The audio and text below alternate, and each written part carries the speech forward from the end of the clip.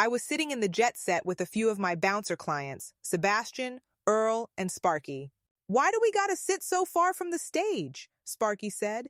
He was a bouncer at the jet set, and his friends had christened him Sparky when he'd been hit with an arson charge.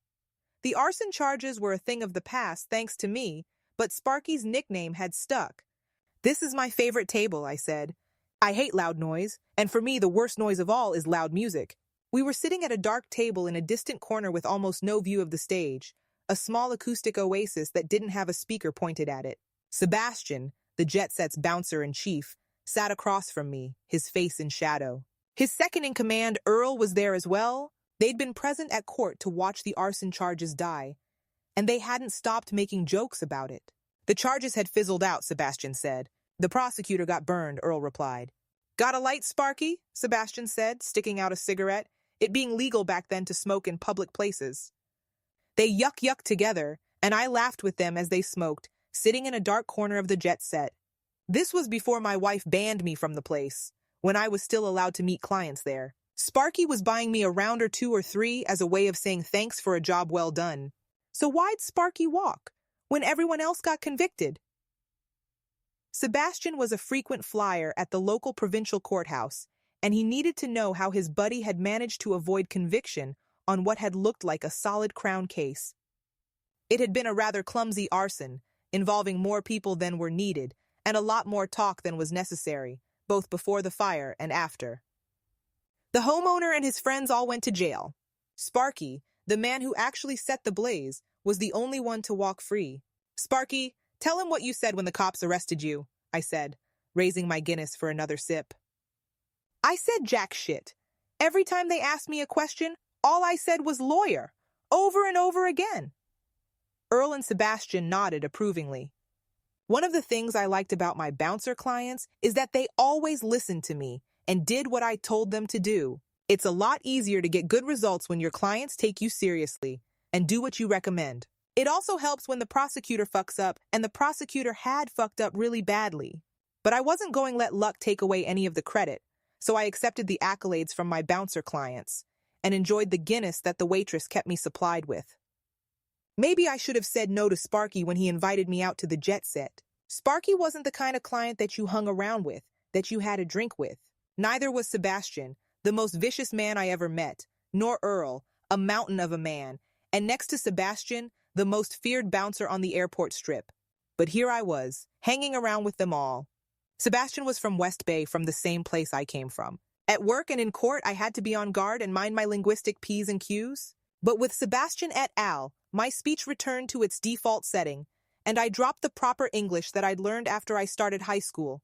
"Sparky said jack shit when the cops arrested him," I said. "And so long as you say jack shit when the cops arrest you, you're already on your way to a not guilty. Just keep your mouth shut and remember this." I held up a finger, and my clients came in on cue.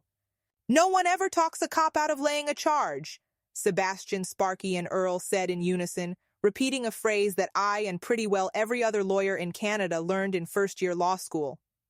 We laughed together, and I had a beer, and then another, and then the topic of Sparky's arson charge came up again, and we laughed some more. The dark table was briefly bathed in light when someone opened a door, and before it closed, I got a better look at the people I was sitting with. "How'd you get cut?" I asked Sebastian. It was a small cut above his eye, clumsily stitched. "I had a fight last night at the lounge," he said. The lounge was a club at the other end of the long strip that ran parallel to the airport. The staff at the two clubs had a bit of a rivalry, so I was surprised to learn that Sebastian was moonlighting there. "I thought you only worked for the jet set," I said, and everyone at the table laughed. "This fight was for money," Sebastian said. "You should have been there," Earl said, and Sparky seconded him, adding, "You gotta come see the next one. He fights again in 2 weeks." Explaining that Sebastian was the star attraction at the local underground, unlicensed fights, where he'd take on anyone, in any weight class. "Yeah, that'd be great," I said. But the fight was scheduled for when my wife and I would be out of town for a wedding. "Will there a video?" I added, because I'd love to watch a video when I get back, if there is one. I'd never seen Sebastian at work, doing the thing he did best, which was beating the shit out of people. I'd read more than a few witnesses' statements telling how Sebastian had assaulted them, and I'd seen some photos displaying his handiwork, but I'd never seen him in action. Yeah, a video would be great, I said, not wanting to miss out on the fun. Sebastian and Sparky exchanged glances. I never thought of that, said Sebastian. That's a great idea, Kaladin the 90s. The next day, Sebastian called me to say they'd found a video camera and that they were going to video his next fight. But by then I'd sobered up and was having second thoughts. You know, I said, maybe that's not such a good idea. It was a terrible idea, all things considered, to tell a client that you wanted them to make a video of an illegal prize fight. My brain likes to catastrophize, and it jumped 15 steps ahead to the worst possible outcome, namely a disciplinary hearing before the Law Society. Would drunkenness be a defense to a charge of professional misconduct? No, of course not. Instead, it would be an aggravating factor, as would the fact I'd been hanging around in a strip club with disreputable clients. It'll be okay, Sebastian said. You'll see. We're going to give it a try out just to make sure it works. Then we'll be all set for the fight. He hung up. I knew that I'd made a mistake, telling my client to get a video camera, and I mentally crossed my fingers that it wouldn't come back to bite me on the ass. But of course it bit me on the ass. My mistakes always come back to bite me on the ass. A week later, I was at my office preparing for an impaired charge. My client had blown 237, urinated himself in front of the cops, and in case that wasn't enough, he'd confessed as well. I was going through the disclosure, looking for dots to connect. I'd been at it all day, but the dots weren't connecting, and it was driving me nuts, because I knew there were dots there, just waiting to be connected, and if I could connect them, my client would walk. But for now, my brain wasn't seeing a way to think outside the box, and I was stuck firmly inside. My phone rang. I picked up. It was Sebastian. I gotta come see you right away, he said. You got a court date coming up? Why didn't you tell me? The cops ain't charged me. Yet. I told him to come to my office immediately, and 15 minutes later, I heard the growl of an engine out front in the parking lot. I looked out the window and saw Sebastian's bright red Camaro. I met him out front and put him in our small boardroom and closed the door on him. Then I went to see Aaron, the senior counsel that I rented space from. I'm using the boardroom, I told Aaron. Your rent doesn't include boardroom privileges, he said. Aaron was always nickel and diming me. He was hungry for money. His divorce lawyer was eating him alive. He hated his own lawyer even more than he hated his ex. Nice try, I said. I drafted the lease myself, and it gave me the run of the place. I headed back to the boardroom, and when I arrived, I could see Sebastian fiddling with the boardroom's videotape machine. That's why we were in the boardroom. He needed to show me a videotape. I wondered what kind of trouble he was in. Sebastian's next underground fight wasn't for a week, so the video couldn't be one of Sebastian fighting, and that allowed me to stop worrying about the idiotic advice I'd given him the week before back at the Jet Set. The advice about buying a video camera and filming himself committing a crime. I'd been stressed over the video thing for a week, but now I could relax. Should I get popcorn? I said. I usually have a snack when I'm watching a movie. You can skip the popcorn, Sebastian said. The fight didn't last long. That got my attention. But the fight's not until next week, I said, pressing play. We wanted to give the camera a try, plus I had to go to the lounge to straighten some guys out, settle a score, send a message, kick ass, that sort of thing. I hit pause. Hold it, I said. The cops are after you. Are they after you because of what you did on this video? He nodded. And you brought friends along to watch whatever you did at the lounge, and they brought a video camera? He nodded again, and my fear came roaring back, doubled and redoubled. This was it. I was being bitten on the ass for my mistake, just like I'd feared. My client had videotaped himself committing a crime, and he had done it at my suggestion. My brain started catastrophizing again, going over the nightmare scenario of my pending public humiliation. Every now and again, the Law Society magazine came out. Everyone at the courthouse looked to see if anyone they knew got suspended or disbarred. I was going to be featured prominently in that magazine, I was sure. Hit play, Sebastian said. I watched this already a ton of times, but I can't stop watching it. It's the best. I sat in a chair and pressed play. The camera work was rough at the start, but the audio worked just fine. I heard shouts and swearing, and then the picture focused on the action just in time for me to see Sebastian's fist connect with his victim's face. The man dropped like a stone and lay framed in the middle of the image in front of the main door of the lounge, a seedy joint on the opposite end of the strip from the jet set. I hit pause. "That's not too bad," I said. "From the sound of it, the fight started sometime before you knocked the guy out." A one-punch knockout is not exactly the toughest assault to defend, and because the video missed the start of the fight, that left a big blank that Sebastian could fill in with evidence of self-defense. "Wait," Sebastian said. "There's more." From the way the punch had landed and the man had dropped, I had thought the fight was over. I hit play, curious to see how someone could recover from a punch like that. The video started up again, and Sebastian's victim remained motionless on the ground. Another man, a much larger man, burst out of a door and rushed out. I watched as my client, Sebastian, swiveled and almost without effort knocked out his opponent, his movements too quick for me to follow. I hit pause and asked what happened. "Spinning back fist," Sebastian said. "Not bad," I said. "Not bad at all." This was clearly self-defense. The second victim was a man almost as big as Earl, and if Sebastian had allowed him to get in the first punch, he would have gotten seriously hurt. "I think we can defend this. Let's head over to the station and turn you in." "There's more," he said. "More? What did you do, kick the guy while he was down?" "Of course not," Sebastian said, scowling. He didn't follow the Queensberry rules, probably had never heard of them, but he had his own code, and kicking a man while he was down was not permitted, unless the guy was a total asshole and there were no witnesses. "So what did you do then?" I asked. Sebastian took the remote from me, told me just to watch, and he hit play.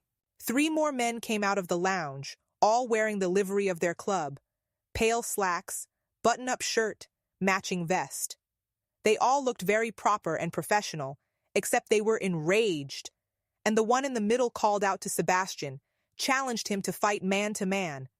"None of your flippy, spinny karate shit, Sebastian," the man said, squaring up, his fists raised. "Let's see if you can box." Sebastian could box just fine. He whipped out a jab that snapped back the man's head, and a straight right followed. The video paused. "This is the best part of the video. Watch this," Sebastian said. He rewound a few seconds, and I watched the 2-punch combination land for the second time. The man stared at Sebastian, stunned, his eyes open but his lights out. I could see Sebastian ready himself to lash out once more, but after a pause of a few seconds, the man collapsed into the arms of his fellow bouncers. Sebastian hooted with laughter, and it had been amusing, in a cruel sort of way, watching a man's brain run a little check on itself before deciding it was maybe a good idea to shut operations down. The last 2 guys met similar fates, Sebastian dispatching them each with a single punch. It really was no contest. It was like watching a grown man fight with school children. "So much for self-defense," I said, "at least for the last 3 guys." "Why not?" "Because it was obviously a consent fight. Each of them challenged you, you accepted, and then you knocked them out." "But I thought consent fights were okay." Of course he thought that. I'd beaten an assault charge against him the year before using the consent fight defense. The defense doesn't work if you inflict bodily harm. I would check my Martins, but I was pretty sure that a concussion counted as bodily harm. The receptionist opened the boardroom door. "There's cops in the waiting room," she said. "They can wait," I said, motioning her to close the door. "We gotta hide the tape," Sebastian said. "No, we don't," I said. "They won't see zilch from a law office, not without a warrant, and they don't have a warrant." They had probably gotten lucky and spotted Sebastian's car in the lot. That's the only reason they were at my office. I hit the eject and put the tape behind some law books. "No one's seeing this tape," I said. "Don't worry about it." I wasn't sure about what to do with the tape, but the last thing I was going to do was hand it over to the authorities. That would never happen. "So what are we going to do?" Sebastian said. He wasn't panicking, not yet, but he was close. He had beaten 5 men in front of a crowd of witnesses. Every kick, every punch caught on video, and he looked trapped. Assault times 5, for sure. But judging by the way a few of the victims had hit the pavement, there'd be some assault causing bodily harm tossed in too. The case looked hopeless, but then I had an idea. It bounced around in my head for a few seconds, that being my equivalent of quality control. I have a shot at getting you off, I said. Sebastian's panicked look changed to bafflement, almost to distrust. How the fuck you gonna do that? I'll tell you later. I gotta work out some details first. But I'm gonna try to get you off. Just remember, when I hand you over to the cops... I know. Keep my mouth shut. Exactly. Don't give them anything. Not even address or next of kin, nothing. Nothing at all.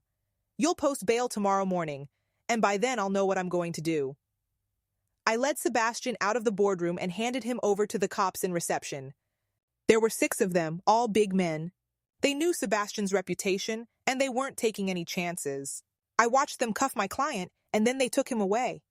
With Sebastian gone, I was left all alone with the idea bouncing around in my head, the notion I had for how I was going to beat the charge. But this was going to be difficult.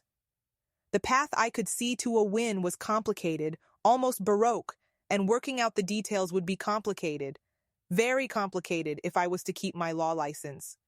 I had the feeling that I was in a little over my head, and when I was in over my head, there was only one thing to do. I stepped out of my office and walked down the hall, stopping when I reached a door whose small sign read, Mark Cecil Rowe, LLD, Barrister. I knocked. There was the sound of glass clinking. Enter, a baritone voice said. I opened the door and entered the lair of Mark Cecil Rowe, Barrister, Doctor of Laws, the man with the best speaking voice I ever heard. He may also have been an alcoholic. He always had some hard liquor at hand whenever I saw him. But on the other hand, I never saw him drunk.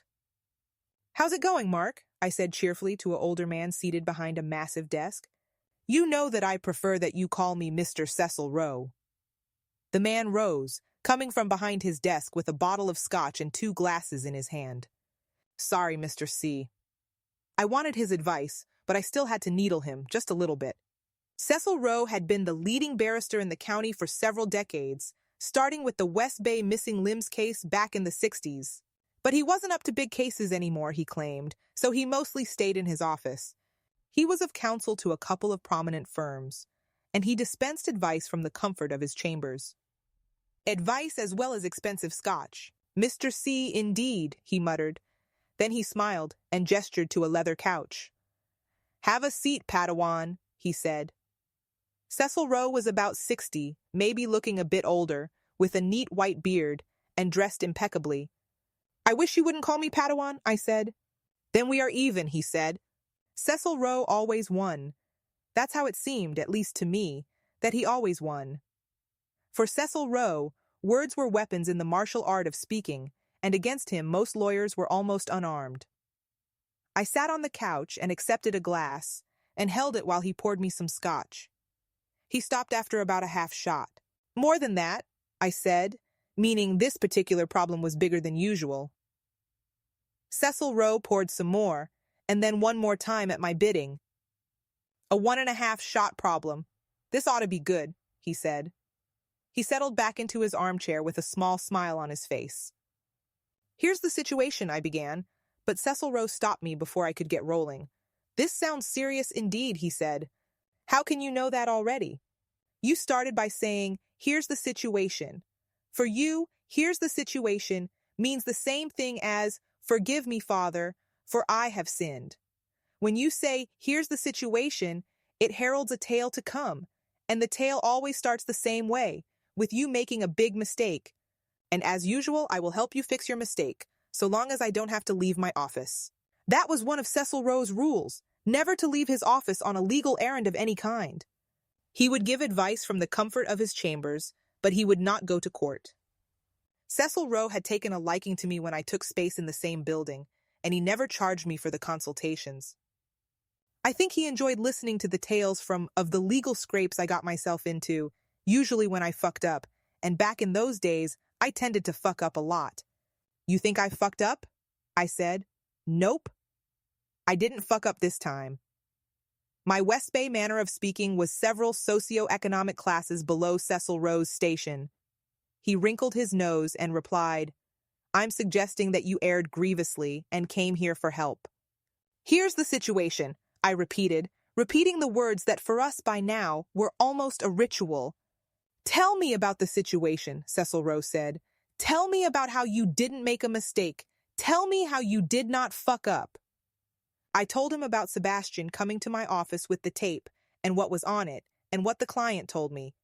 I told him everything, start to finish, from the moment Sebastian arrived in my office until I'd knocked on his door. When I finished speaking, I watched Cecil Rose's face and how it worked slightly before stopping, and then he pronounced his opinion. On that very limited information, the situation looks hopeless, Cecil Rose said. Coming from him, the acknowledged master of courtroom rhetoric, that was saying a lot. The guys in the lawyer's lounge said that in his prime, Cecil Rose could make a reasonable doubt out of thin air, just with his words alone. But I suppose you have an idea of some kind, a plan that you want to run by me. You wouldn't be coming to see me if you were going to run up a white flag. Exactly, I said, and then I laid out the elements of my plan, the persons involved, the possible outcomes, the dangers to my client and to me professionally. Cecil Rose taking detailed notes like he always did, in his own personal shorthand that he created. Cecil Rose listened, never interrupting other than to offer a Scotch refill. I take it you were thinking outside the box again? He said when I was done. Yup, I said, but this one is going to be tricky. My best solutions were always very simple, and with hindsight, quite obvious. But this plan was different. This plan had some moving pieces, too many moving pieces for my liking, and when I explained it to Cecil Rose, I felt the dangers keenly. Not exactly original, but not bad, Cecil Rose said. What? I've had people call my ideas crazy or just plain stupid but unoriginal. It's called testum perturbans, he said, the technique you're using. Testy what? I said. Cecil Rose spelled it out for me, and I asked him what it meant. I'll let you figure that out on your own at the library. It's a rare coup, I'll give you that much, but hardly original. The first recorded instance of its use is by Hyperides. It has a name, what I'm doing? Of course it has a name. You need to give things names if you want to talk about them. Just as judo throws and boxing strikes have their distinct names, so do legal maneuvers. The ancient Greeks originated these tactics, and the Romans wrote about them. But they don't teach them nowadays, any more than they teach rhetoric. It's become a lost art. So it must be okay then, I said. I mean, the plan I told you about. It must be okay if it has a name. Really? Murder has a name. Does that make murder okay? Sorry, just wishful thinking. Before we talk about the ethics of it, let's talk first about what you really came here to ask me about. You want help on getting away with it. Exactly, I said without thinking, and then I almost coughed up my drink. When I could speak again, I repeated myself and continued on. I don't know how to do this without getting in trouble. I'm asking myself, what do I do if it doesn't work out? If everything comes crashing down, how do I look out for myself? How do you cover your ass? Cecil Rose said, the use of the vernacular causing him almost physical pain. Yes, how do I cover my ass? Take notes, young Padawan, Cecil Rose said. Please don't call me that, I said, catching the pad of paper he tossed me and the pen that came next. Cecil Rose began to talk, lecturing me on legal tactics in his fine voice as I wrote furiously to keep up with him. I kept those notes, and the notes of all the other discussions I had with him. I have them to this day. Cecil Rose spoke, and I asked questions, and he spoke some more, and all the while I took notes. After a long time he finished. Thanks, I said, as I got up to leave, but he stopped me. You forgot to tell me the best part, the error you made, the mistake that's causing you to panic. There was no point denying it, so I told him, and he laughed uproariously. The cops kept Sebastian in custody that night, and the next morning was his first appearance. I was sitting in the lawyer's lounge drinking the shitty coffee that was always on tap and chatting with the other lawyers. It was the usual mix of aged veterans and younger counsel, all of us waiting around for court to start, telling stories, shooting the shit. The usual stuff. One of the guys was Benjamin, a 10-year call with a pretty good drug dealer practice. He was reading the newspaper, because back in the 90s, people actually read physical newspapers. Nowadays, newspapers are mostly for old people, but back then, it was common to see people sitting around reading the newspaper. Benjamin was sitting in an old leather armchair that was more duct tape than leather, drinking coffee and checking out the news. And as he turned the page, I saw a headline. 5 bouncers beaten at the lounge, the headline said. I almost dropped my coffee when I saw the headline. That's my case, I said. My case is in the news. Getting mentioned in the newspaper was a big deal back then. Greenspan's career was made by the newspaper coverage from the Demeter trial. It didn't matter that he lost the trial. All that mattered is that people saw his name. My case was in the news, and that meant I was only one step away from getting my name. The lawyer's lounge got quiet, and I told everyone the basic facts. Congrats, kid, Benjamin said, handing me the paper. The article presented the case as something of a mystery, a highly unusual event, because usually when there was a fight involving bouncers, it was the customers that wound up in hospital and the bouncers that got charged. But not this time. Sebastian's name was not mentioned until the end, when it said he was charged with assault causing bodily harm ×5. I passed the paper back to Benjamin. So you're going to plead the guy out or what? Benjamin said. Nope, I said. Not a chance. There were approving nods all around. None of the guys that frequented the lawyer's lounge were known for quick guilty pleas. Lawyers who pleaded everyone guilty weren't welcome in the lawyer's lounge. Lawyers like that were known as dump trucks, and they were shunned by real lawyers because dump trucks were bringers of bad luck, jinxes, harbingers of doom. Benjamin let me take his newspaper, and I headed out of the lounge for the cells. I needed to have a quick chat with my client. Can't let you in, said the cop, whose job it was to let lawyers into the interview room at the cells. Why not? I gotta see my guy before we get started. There'd been a change in plans that I needed to tell Sebastian about. I was going to do a bit of a 180 that morning, and I wanted him to have fair warning. Short-staffed today, the cop said. Come back in an hour. I didn't have an hour, so I headed for the courtroom. They always brought the prisoners in a bit early, and I'd have the chance for a brief, whispered discussion with him before things got started. Why's the place so packed? I said to the court clerk. There were lots of empty seats for lawyers, but the public benches were almost full. We have a reporter here, she said. Something interesting must be happening. A lot of victims, too, and their relatives. I looked around the room for the first time, and in the front row of the gallery sat 5 men, each looking the worse for wear, their faces bruised and discolored. Among them were broken noses, split lips, and fresh stitches.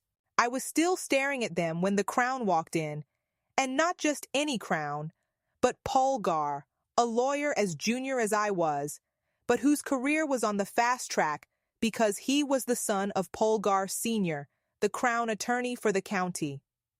I drew Polgar more often than any other Crown, partially because we were both junior and were learning our trade by exercising our skills on the petty offenses that were the small change of any provincial courthouse. The talk in the lawyer's lounge was that Polgar's almighty daddy used to feed him the easy winners, files where his son couldn't go wrong, helping his son pad his record so that he could climb the ranks. There were a few cops sitting at counsel table. The oldest spoke to Polgar and pointed to a person in the gallery. Reporter, he said.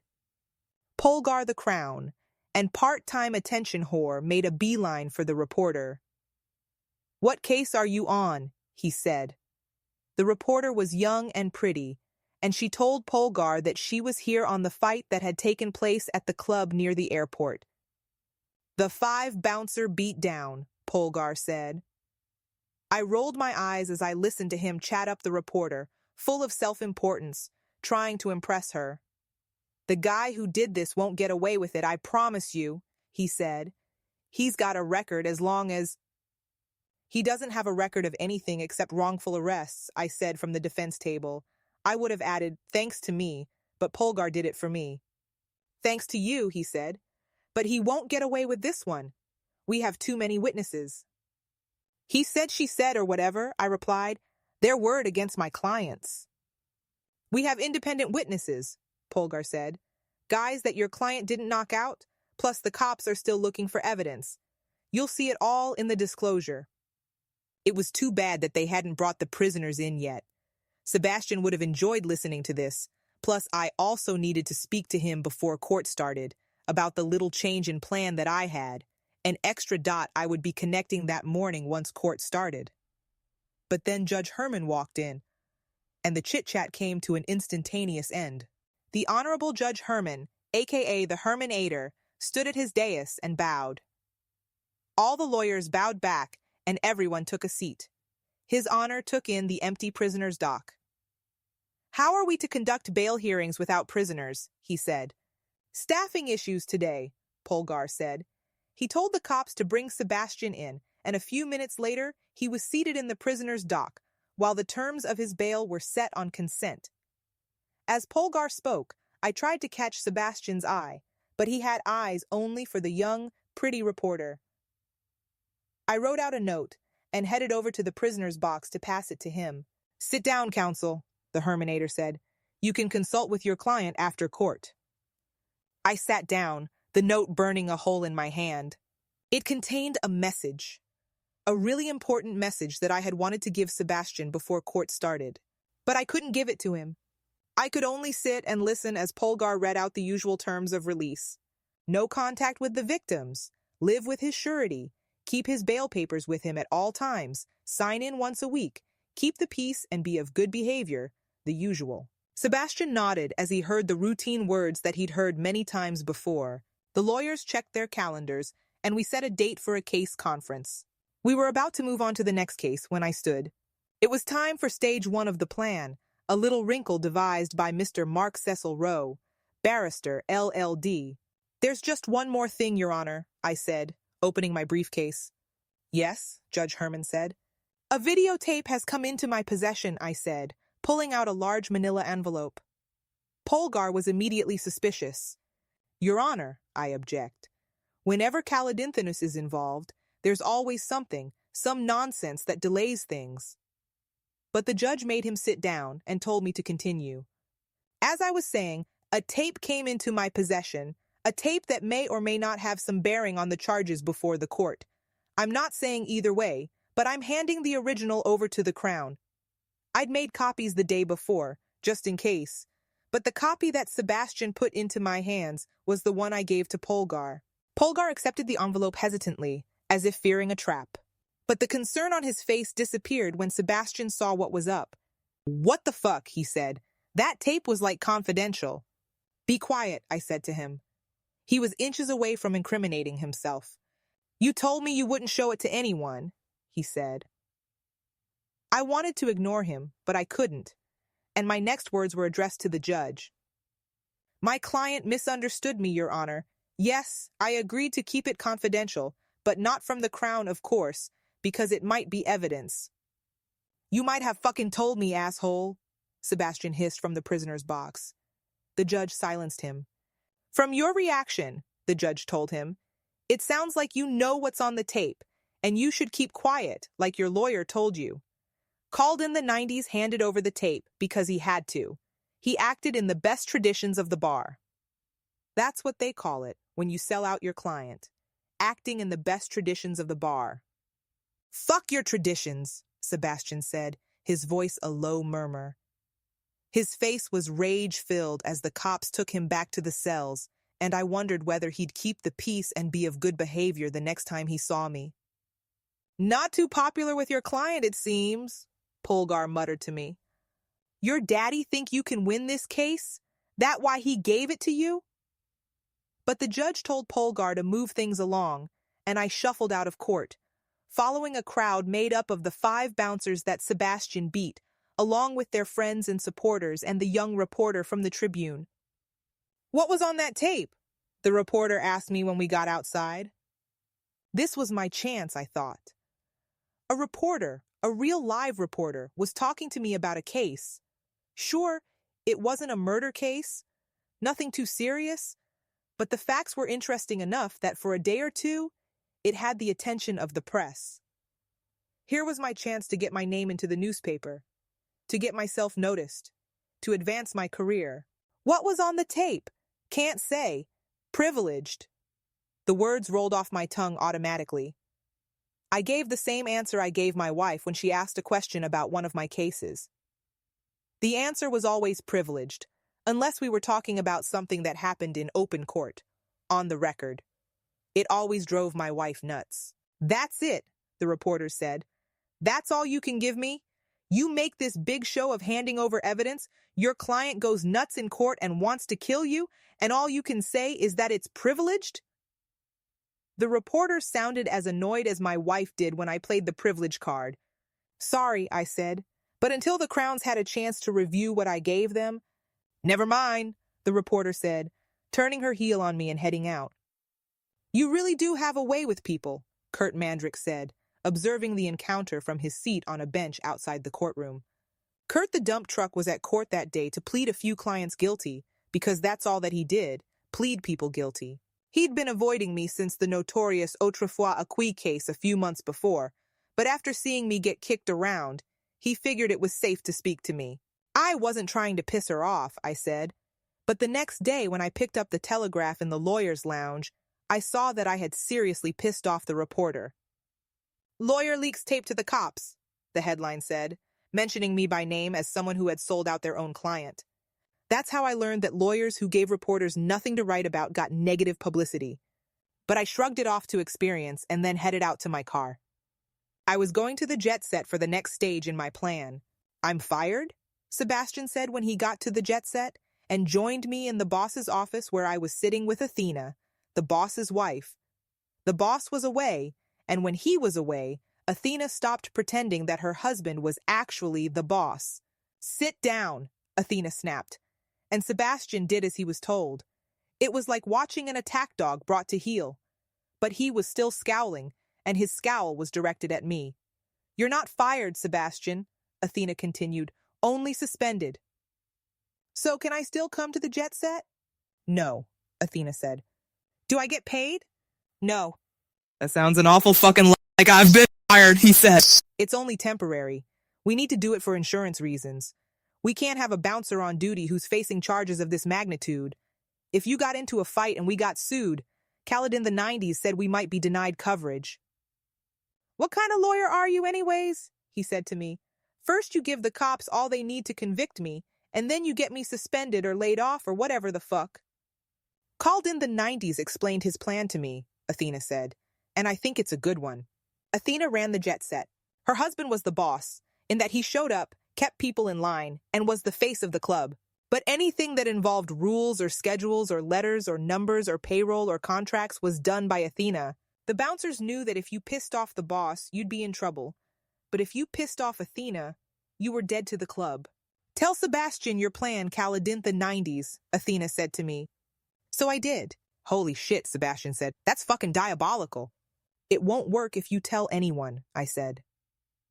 I would have preferred to tell him nothing, but if I didn't, Sebastian would be walking around in a rage, and when he was in a rage, someone always got punched out, usually the person who had provoked him.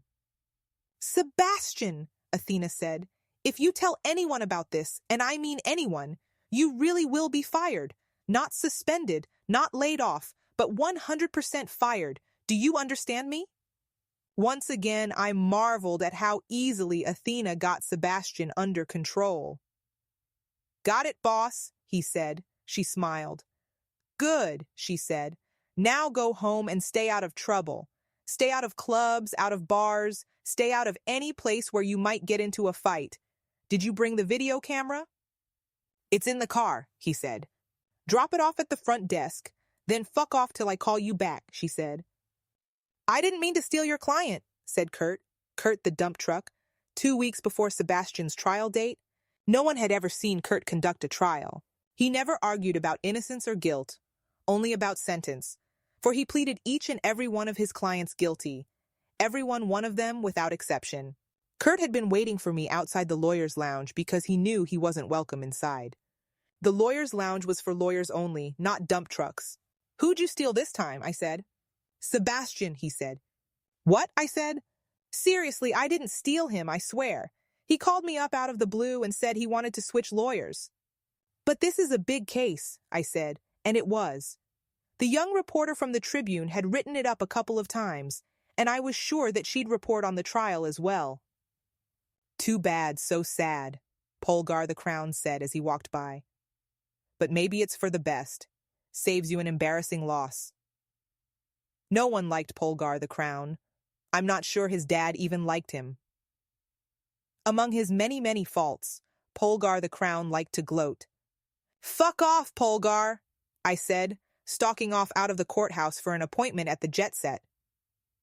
I got into the shitty beater that I drove and parked a block from the Jet Set so that my bouncer clients wouldn't see it. I turned the corner and saw a lineup of men leading up to the club. They were mostly young, but with some older guys mixed in. Some lean, some going to pot, but all were tough-looking, mean and confident. They were bouncers, and each wanted to be the Jet Set's new bouncer-in-chief, for the word had gotten out that Sebastian had been fired, or at least suspended, and the local newspapers had run an ad for a replacement. I brushed past everyone to the head of the line and strolled up to Earl, who was manning the door. "Quite a crowd," I said. "No shit. We got every bouncer in town out there, even those guys Sebastian beat. I seen them out there too." "Really? That takes a lot of nerve." "Yeah, should I tell them to fuck off?" "No," I said. "That would look bad. Just let them apply, just like anyone else, and then Athena can shred their application, okay?" "Okay," said Earl. I went inside and headed for the boss's office, where Athena was seated behind an office desk. I looked around the office and saw the video camera in the corner. "All set, I see." Athena gave me a big smile. "These job interviews are going to be fun," she said. Sebastian's trial date came and courtroom H7 was packed. The 5 bouncers were there, all healed by now, with their friends and supporters. Sebastian was in the prisoner's dock, looking glum. The young, pretty reporter from the Tribune was there, pen and pad at the ready. And Kurt the dump truck was there too, seated at counsel's table. He was calm and relaxed. He was about to do what he did best, namely, throw his client under the bus with a quick guilty plea. I squeezed into a gallery seat between Athena and the reporter from the Tribune. I barely had time to say hi to Athena before the reporter spoke up. "I hear you got fired," the reporter said to me. She'd taken an instant dislike to me for some reason. That happens sometimes. "He's going to plead guilty," she said. The word had gone out officially the day before, but of course everyone knew that he'd be pleading guilty the moment Sebastian fired me and hired Kurt the dump truck. "That's his choice," I said. "You left him no choice when you handed over the tape." "Do you ever print retractions?" I said. She huffed and puffed a bit, and then Judge Herman, a.k.a. the Herminator, entered the courtroom. Guilty pleas are a ritual. The Crown reads out the facts. The judge asks the accused if the facts are substantially correct. The accused says yes. The judge asks how the accused wants to plead. The accused says guilty. Then the judge intones, "On the admission of those facts and the plea of guilty, I find you guilty as charged." It usually doesn't take more than a minute, but in Sebastian's case, it took a little longer. "After knocking out victims 1 and 2, Polgar continued, the accused punched victim 3 twice, causing him to collapse to the pavement. He droned on about the punches and kicks Sebastian had thrown, and in the injuries inflicted on the remaining victims. When he was finally done, he took a seat, and Judge Herman turned to Sebastian. "Are those facts substantially correct?" the judge said, pen in hand to record the expected reply. "The charges are horse shit," Sebastian said. "I didn't do none of that stuff." Polgar was back on his feet in a shot. "I was told yesterday that this would be a guilty plea," he said. "Not guilty," Sebastian said. The reporter from the Tribune was furiously taking notes of everything that was going on. The talk at the front of the court was getting heated. Polgar was outraged to be confronted with a plea of not guilty. Kurt was complaining too, saying that he was there to plead his client guilty and was not ready to conduct a trial. The judge was getting angry, and Kurt was asking to be excused, to be removed as Sebastian's lawyer. I left the spectator gallery and walked past the bar to join the rest of the lawyers. "Change of counsel," I said. "What?" said Kurt and Polgar at the same time. "You're fired," I said to Kurt. He didn't look angry. Instead, he looked relieved, and he was gone from the court without even waiting for the judge to excuse him. The judge expressed his irritation at the confusion and recessed for 5 minutes. "When I get back," he said, "I want agreement from counsel on how we're going to proceed, because if there's no agreement, I'm going to have to make an order, and you might not like what I order." The moment the door to his chambers closed behind him, Polgar turned on me. "I'm not agreeing to an adjournment," he said. "Really?" I said. "Because I just got retained and I could use an adjournment." "I knew you might pull a stunt of some kind. You're always pulling stunts. Even after Kurt Mandrick took over, I was worried there's be a trick of some kind, because this was your file, and that's what you're known for. Caladintha 90s, little lawyer's tricks. Well, this little last-minute lawyer switcheroo won't work. I will not agree to an adjournment. I didn't call off any of my witnesses," he said, "and I'm ready to go." He was confident, happy, eager. He had anticipated a legal trick, and when the legal trick arrived, he was all set for it. He'd outsmarted me, and he knew it. "I think the judge will give me an adjournment if I need one," I said. "Otherwise, the case could get overturned on appeal." Not a chance," Polgar said, motioning to one of the court cops to move the TV. "Monitor to where everyone would be able to see it. Herman doesn't give a crap about appeals, and he's gonna love the video." There was the usual knock from the other side of the door to the judge's chambers, the usual 3 seconds warning that court was about to start up. The Hermanator resumed his seat on the bench and demanded to know what was happening. "I'm not agreeing to an adjournment," Polgar said. "I'm not asking for an adjournment," I said, putting my briefcase on counsel's table. "I'm familiar with the case. All I need is the witnesses excluded, and I'm ready to proceed." Polgar gave me an ill-mannered smile and called his first witness while the other bouncers shuffled out of court to wait their turn. I took a seat and watched as victim number 1 made his way to the stand. He was a big man in his mid-30s, and whatever damage Sebastian's fist had done to his face had faded into the background, joining the collection of scars that marked him as a bouncer. Polgar knew how to conduct an examination in chief, and the man's story came out easily enough. Polgar walked the man through the video, the one punch he received, followed by the man slumping to the ground, where he remained in the frame for a few seconds. The bouncer testified to the punch, his fall, his injuries, and then a concussion. "A concussion?" Polgar said with forced sympathy. He'd proved the elements of assault causing bodily harm. He sat down, looking satisfied, and now it was my turn to cross-examine. I rose to my feet. "I suggest to you that you didn't suffer a concussion," I said. There was no medical evidence of a concussion, so if I could undermine the so-called victim's evidence, we had no bodily harm, just a common assault, and Sebastian's claim of consent fight or even self-defense would stand a better chance. "I suggest to you that I did," said the bouncer. "But didn't you tell everyone that you didn't suffer a concussion?" "I never said that." "You're sure?" I said. "Positive," the bouncer said, smiling at me. "I was just a lawyer asking questions, flailing in the wind, getting nowhere." "You didn't tell people that you were fine, that Sebastian had not knocked you out?" "I call bullshit, excuse my French, Your Honor," he said. "Do you remember applying for a job at the Jet Set?" I said. Polgar was on his feet, complaining about relevancy. But the Hermanator shut him down and told me to proceed, and as I questioned the bouncer, the court heard that he'd applied to the Jet Set for a job, that he'd lined up outside for an hour before he was interviewed. "You were applying for Sebastian's job, weren't you? Head of security at the Jet Set?" "I'm qualified, ain't I?" A nice admission. Now the judge knew the victim had a motive to testify against Sebastian. He wanted his job. "When you were interviewed, do you remember being asked whether you ever had had a concussion, whether you'd ever been knocked out?" "The interview was a while ago," he said. I pointed to Athena, who was seated in the body of the court. "That's the woman who interviewed you. You told her that you have never been knocked out." The man waffled, with an "I don't know" and a "not sure" and a few "don't remembers."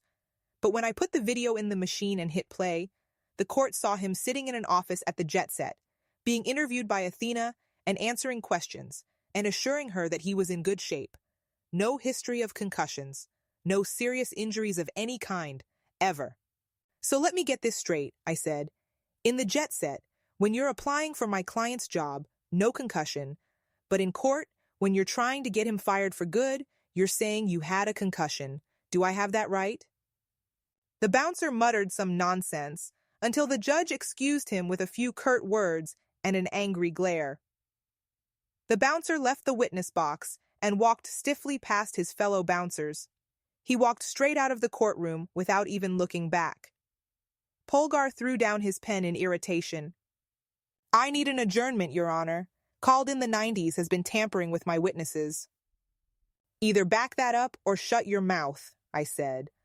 But the only mouth that shut was mine, when the Herminator took me to task for unlawyerly language.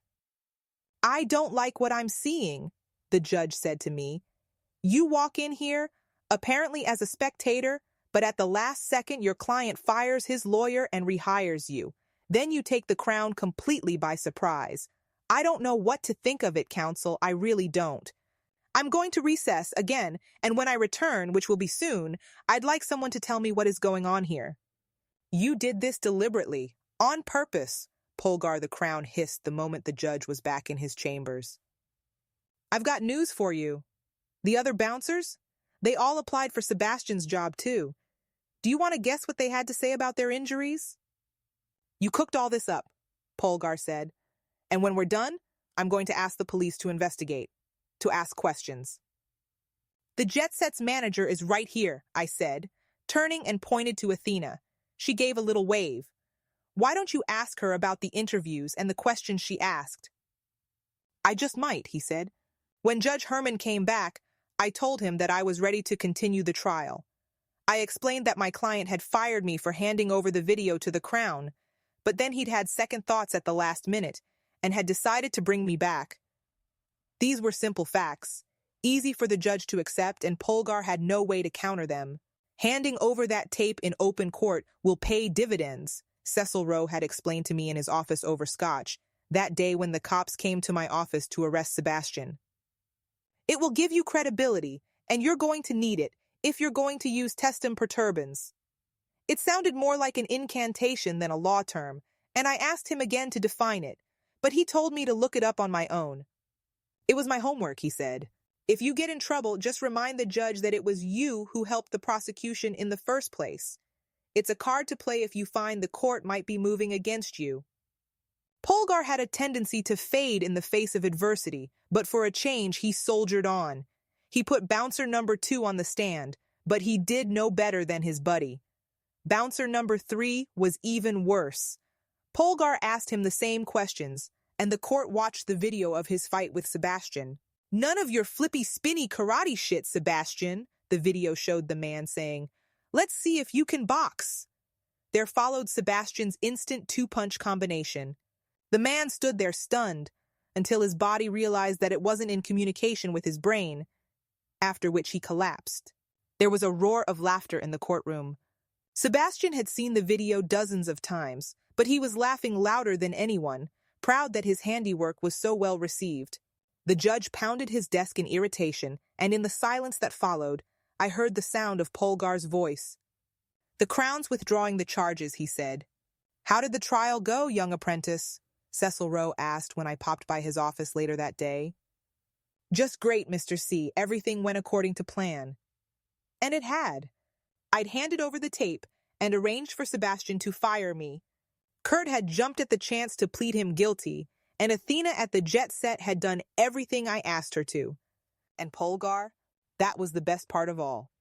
He'd played his role to perfection, acting exactly like I thought he would. The only thing that went wrong happened the next day, when the Tribune came out. In it was a brief stub about the trial, a few lines about how the Crown had dropped the charges. No mention of yours truly, and in the more than 30 years since then, I have yet to make it into a newspaper. Maybe that's not a bad thing. There's just one more thing, I said when I finished telling Cecil Rowe my tale of the 5 bouncers. That thing you told me, that Latin thing, testem perturbans, Cecil Rowe said, the R rolling out of his mouth like he was a native Latin speaker. Yeah, that thing. So I looked up the words. It's not in Black's legal dictionary or any other law book. So I checked out the Latin dictionary in the county law library, and I'm still not sure what it means. The literal translation is something like disturbing the witness, Cecil Rowe said, but its true meaning is a bit more subtle than that. But let's hear it from Blackstone. He explains it perfectly. Blackstone's Laws of England. I never thought to check that. The book was famous. a legal bestseller in its day. Not that Blackstone, Cecil Rose said. Not William Blackstone. No, this is Zebediah Blackstone, his younger brother. He pulled an ancient leather-bound book off the shelf behind him and read out a passage. Testum perturbans, he began, commonly known as oblique impeachment, where the integrity of an adversary's witnesses is impugned through diverse methods, often involving the extraction of an incongruous declaration. William Blackstone was famous throughout the common law world, but I'd never heard of his brother. Never heard of Zebediah, I said. Didn't even know he existed. It's a sad story, Cecil Rose said with a sigh. He closed the book gently and passed to me. I held it in my hands with as much care as if it were a relic. So what happened to him? I asked. Zebediah Blackstone was disbarred at the Michaelmas Assizes of 1760, and the book you hold in your hands is the reason. A man ahead of his time? The opposite, Cecil Rose said. As I mentioned to you a while back, the techniques he described are ancient and were commonly used during classical times. But they fell into disuse, and the legal profession disliked Blackstone's attempts to revive them. What happened to him after that? Lost from the historical record, Cecil Rose said. Even his brother disowned him. Cecil Rose long gone, but I still have the book he showed me in his office on that day long ago, back in the 90s when I was still learning my trade. It's locked in a safe deposit box in the bank downstairs, waiting for me if I ever need inspiration.